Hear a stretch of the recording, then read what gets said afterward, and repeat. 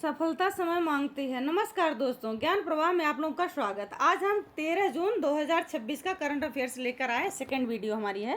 पहली वीडियो हमने 12 जून 2026 की डाली थी, उसको आप लोगों ने देखा होगा। ये दूसरी वीडियो आज हमारी है करंट अफेयर्स की। चलिए स्टार्ट करते हैं। थोड़े आज की कुछ बड़ी सुर्खियाँ यहाँ हैं, देख लीजिएगा। इंपॉर्टेंस है, इसको हम नहीं पढ़ा रहे हैं क्योंकि इसको पढ़ाएंगे तो वीडियो बहुत लंबी हो जाएगी। टू द पॉइंट पे आते हैं। अब देख लीजिए, थोड़ा सा आप लोग वीडियो पॉज करके देख लीजिएगा, जो इसमें इंपॉर्टेंस होगा आप लोग पढ़ लीजिएगा।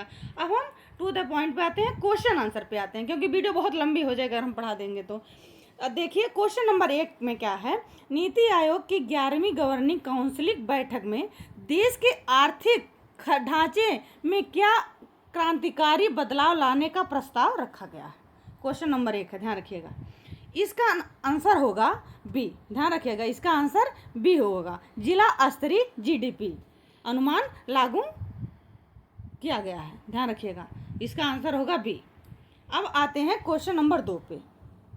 क्वेश्चन नंबर 2 क्या है। हाल ही में घोषित दूरसंचार, टेलीविजन, रेडियो एवं समृद्ध सेवाएं नियम 2026 के मसौदे के तहत किसे विनियमित किया जाएगा, किसे विनियमित किया जाएगा। इसका आंसर होगा answer number B. TV, radio, IBTV और DTH ये सब हैं जो इनमें, इसका आंसर होगा बी। ध्यान रखिएगा।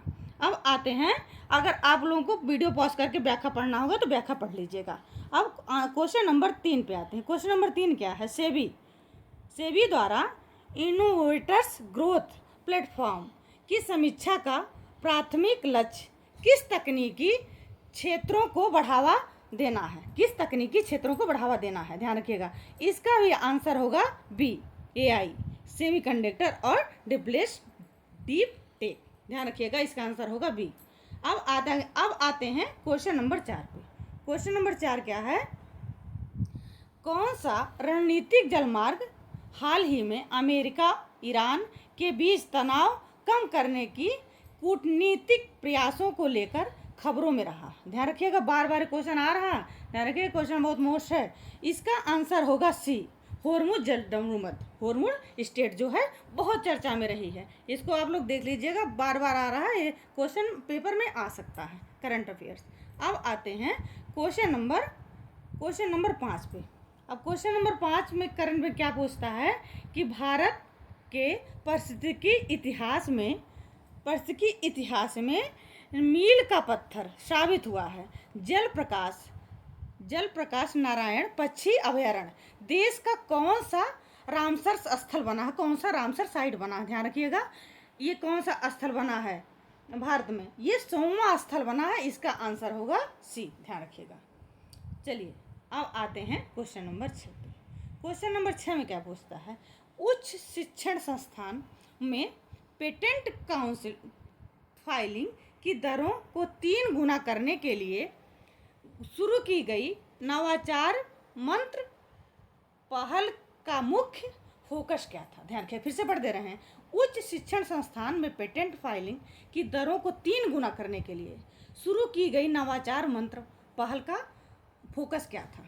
तो इसका आंसर होगा बी। ध्यान रखिएगा, रिसर्च लैब को आधुनिक बनाने और पेटेंट प्रक्रिया को पूरी तरह से डिजिटल या मुक्त करना। ध्यान रखिएगा, इसका आंसर होगा बी। अब आते हैं क्वेश्चन नंबर 7 पे। क्वेश्चन नंबर 7 क्या है। प्रतिष्ठित वैश्विक प्रतियोगिता नार्वे शतरंज। ध्यान रखिएगा, क्या है। वैश्विक प्रतियोगिता नार्वे शतरंज 2026 का फाइनल खिताब जीतकर दुनिया को चौंकाने वाले भारतीय खिलाड़ी कौन बने हैं। जो फाइनल खिताब है नार्वे का, प्रतिष्ठित वैश्विक प्रतियोगिता है, ये कौन सा मतलब खिलाड़ी बने हैं। तो आर ज्ञान प्रज्ञानंद जो ये शतरंज के खिलाड़ी हैं, ये खिताब इन्होंने नार्वे का जीता है 2026 का। इसका आंसर होगा बी। अच्छा, अब आते हैं क्वेश्चन नंबर 8 पे।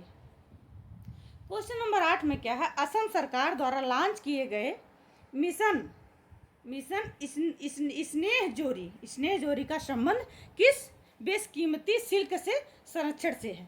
बेशकीमती जो सिल्क है उसके संरक्षण से। देख लीजिए, मिशन क्या है, स्नेह जोरी। ध्यान रखिएगा, हाईलाइट कर दीजिएगा, ये क्वेश्चन बहुत ही इंपॉर्टेंट है।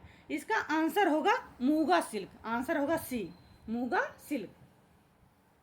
अब आते हैं क्वेश्चन नंबर 9 पे।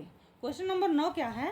भारत सरकार ने जून 2026 में गिलगित बलूचिस्तान में किसी भी बाहरी हस्तक्षेप को खारिज किया है।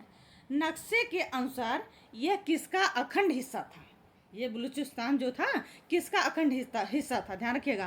तो ये केंद्र शासित प्रदेश जम्मू कश्मीर और लद्दाख का हिस्सा था। इसका आंसर होगा ए। ध्यान रखिएगा, देख लीजिए, हम हाईलाइट कर दे रहे हैं बहुत अच्छे से।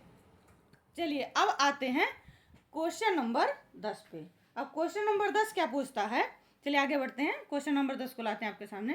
क्वेश्चन नंबर 10 क्या है? हाल ही में विदा हुई सुरों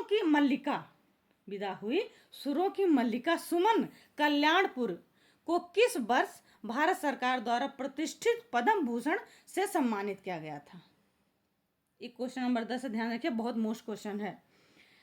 किस वर्ष इनको पद्म भूषण से सम्मानित किया गया था? तो इसका आंसर होगा बी, वर्ष 2023 में। वर्ष 2023 में इनको सम्मानित किया गया था पद्म भूषण से। धन्यवाद। अगर वीडियो अच्छी लगती है लाइक सब्सक्राइब जरूर करिएगा ताकि हर वीडियो आप लोगों तक पहुंचती रहे।